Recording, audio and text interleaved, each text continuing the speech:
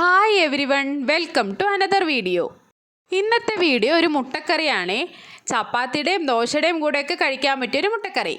വീഡിയോയിലേക്ക് പോകുന്നതിന് മുമ്പ് നമ്മളുടെ ചാനൽ ആദ്യമായിട്ട് കാണുന്നവരുണ്ടെങ്കിൽ സബ്സ്ക്രൈബ് ചെയ്യാൻ മറക്കല്ലേ കേട്ടോ. ഈ കറി ഉണ്ടാക്കാനായിട്ട് ആദ്യം തന്നെ ചെയ്യാറുള്ളത് മുട്ട പുഴുങ്ങി വെക്കലാണ്.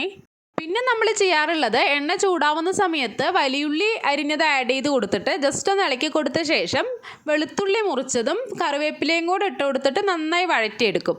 അത് വഴന്ന് വരുന്ന സമയത്ത് തക്കാളി കൂടെ ആഡ് ചെയ്തൊന്ന് ഇളക്കി കൊടുത്തിട്ട് അടച്ചു വെക്കും. 3-4 മിനിറ്റ് തന്നെ തക്കാളി നന്നായി ഉടഞ്ഞു വരുമല്ലോ.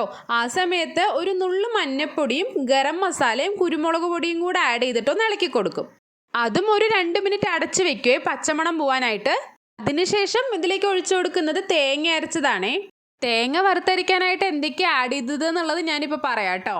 എപ്പോഴും ആവശ്യത്തിന് വെള്ളം ചേർത്ത ശേഷം ഉപ്പും പച്ചമുളകും കൂടെ ഇട്ടൊന്ന് ഇളക്കി കൊടുത്തിട്ട് അടച്ചു വെക്കും. പിന്നായിട്ട് ആദ്യം ചെയ്തത് എണ്ണ ചൂടാവുന്ന സമയത്ത് അതിനകത്തേക്ക് 2-3 കഷ്ണം ഇഞ്ചിയാണ് ഇട്ട് കൊടുത്തിരിക്കുന്നത്. പിന്നെ 2 ഗ്രാമ്പു, കുറച്ച് കറിവേപ്പില. അത് നന്നായി ചൂടായി വരുമ്പോൾ തന്നെ അതിനകത്തേക്ക് തേങ്ങ ആഡ് ചെയ്യും.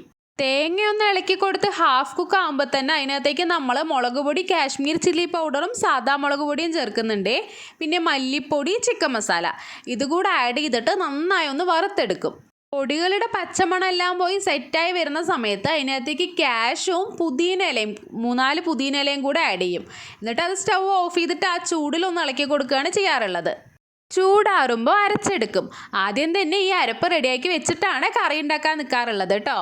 അരപ്പൊഴിച്ചത് തിളച്ച് വരുന്ന സമയത്ത് പുഴുങ്ങിയ മുട്ട കത്തി കൊണ്ടൊന്ന് വരച്ച് അതിനകത്തേക്ക് ഇട്ട് അടച്ച് വെക്കും. 5-10 മിനിറ്റിനുള്ളിൽ തന്നെ അത് നന്നായി തിളച്ചെല്ലാം കൂടെ സെറ്റായി വരുമ്പോൾ മുകളിലേക്ക് കുറച്ച് കറിവേപ്പിലയും മല്ലിയിലയും കൂടെ ആഡ് ചെയ്താൽ കറി റെഡിയായി. വീഡിയോ ഇഷ്ടപ്പെട്ടാൽ ലൈക്ക് ചെയ്യാൻ മറക്കല്ലേ. മറ്റൊരു വീഡിയോയിൽ കാണും വരേക്കും ബൈ.